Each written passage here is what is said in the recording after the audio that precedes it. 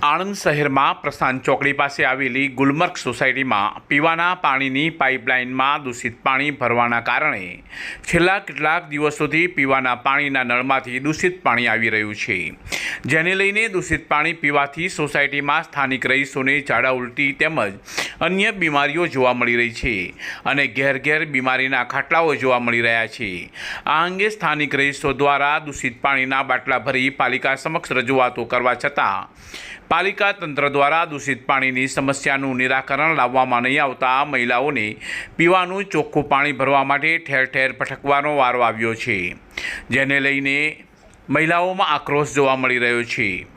આજે બપોરે મહિલાઓએ દૂષિત પાણી ભરેલા બાટલાઓ પ્રદર્શિત કરી ચોખ્ખું પાણી આપોના સૂત્રોચ્ચાર કરી વિરોધ પ્રદર્શન કર્યું હતું તેમજ પીવાના પાણીની સમસ્યાનું નિરાકરણ લાવવામાં નિષ્ફળ પાલિકા તંત્રની હાય હાય બોલાવી તેમજ પાલિકાના નામના છાજ્યા કૂટી વિરોધ પ્રદર્શન કર્યું હતું અને તાકીદે તેઓની સોસાયટીમાં પીવાનું સ્વચ્છ પાણી મળે તે માટેની માંગ કરી હતી।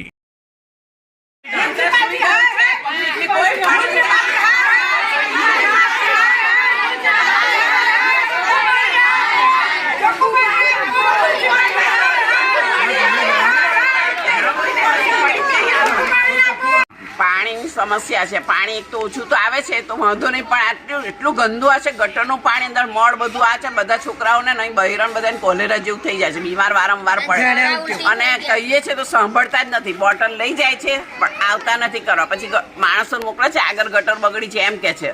હમણાં મેં રજૂઆત કરી એવું કીધું કે આગળ ગટર બેસી ગઈ, પણ એ બસ બેસી ગઈ છે, નિરાકરણ તો લાવવું પડે કે ના લાવવું પડે? તો આ પબ્લિકની જવાબદારી, એમની જવાબદારી નહીં, આ પબ્લિકને શું થશે? અહીં ગરીબ માણસ છે, બધા ગરીબ રહે છે કે માલદાર નહીં લેતા। કેટલા સમયથી તકલીફ છે? આ તો મહિનાથી છે પણ 15 દિવસથી તો વધી ગઈ છે। મેમ્બરોને કહે તો મેમ્બર એવું કે આગળ કહે છે, આગળ કહે એવું કે છે નગરપાલિકા તમારા મેમ્બરને કહો, તમે કોને કહીએ? કોઈ સાંભળવા તૈયાર હોવું જોઈએ ને। સમસ્યા વધારે છે, ગંદુ પાણી આવે છે, ચોખ્ખું પાણી આવતું નહીં, ગટરો ભરાઈ જાય છે તો જોવા મ્યુનિસિપાલિટી આવતી નહીં અને અમારા છોકરાઓને ઝાડા ઉલટી એવું થાય છે। અમે તો લારીનો ધંધો કરીએ, અમારા ઘરમાં કંઈ મિલ માલિક નહીં। અમે તો શું માંગણી છે? પાણી ચોખ્ખું આવવું જોઈએ અને ખાસ પાણી આવવું જોઈએ। પાણી બિલકુલ આવતું નહીં, કોઈના નરમ પાણી નહીં આવતું, આવે તો ગંદુ પાણી આવે અને ગટરોની સમસ્યા નહીં કરતા એ લોકો, જોઈ જોઈને જતા રહે। કોંગ્રેસ વાળા કે ભાજપ વાળા કે ભાજપ વાળા કે કોંગ્રેસ, આવું ચાલે? 2 વર્ષથી અમારે પાણીમાં તકલીફ છે અને તે પાણી ગંદુ આવે છે, તો કોઈ જાતના નગરપાલિકા વાળા કોઈ જાતનું એક્શન લેતા નથી। સવાર 6 વાગે બોલે આવી જાય પછી કે આનો નિકાલ 4 વાગ્યા પછી આવશે, 4 વાગ્યા પછી જોઈએ તો સવાર કોઈ આવતું નહીં। અને અત્યારે શું છે કે અત્યારે ઝાડા ઉલટી વધતા બે હતા, આનાની અંદર કોલેરાના કેસ પણ આવી શકે છે।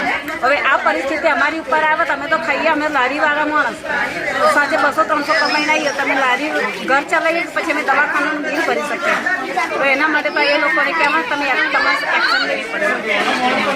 પાણીની સમસ્યા છે, ગટરની સમસ્યા છે, ગંદુ પાણી આવે છે, ઓછું પાણી આવે છે અને ગંદુ પાણી તો એટલું બધું આવે કે નકરું મણ આવે કે ભરતા ભરતા બી વેરા જાય અને બાટલા ભરી ભરીને ઢોરવા પડે ચોકડીમાં। અને અમારી બેબી જો 8 મહિનાની પ્રેગ્નન્ટ, એને ઝાડા ઉલટી થઈ ગયા, તો કોણ જવાબદાર છે? અમે એને શાસ્ત્રીવાળાને શું જવાબ આપીશું? અને ગરીબ માણસ નગરપાલિકા શું કહે છે? નગરપાલિકા કે આવે છે કઈ જોવા કશું, આ જોઈ જોઈને જતા રહે છે, તુતા કરીને પેડ જાઓ, ભાજપ વાળા જોડે જઈએ તેવું કે કોંગ્રેસ વાળા જોડે જાઓ, કોંગ્રેસ વાળા જોડે જઈએ તેવું કે ભાજપ વાળા જોડે જાઓ, તો જવું કઈ? અને અમે દવાખાનામાં છોકરા દાખલ થાય, અમે બીમાર થઈએ, કેટલું બધું હલવામણ થાય, ઘરનું કામકાજ હોય, છોકરા ભણતા હોય, તો કઈ બાજુ અમે સાચવીએ? મહિલાઓને કેટલો ત્રાસ છે પાણીનો।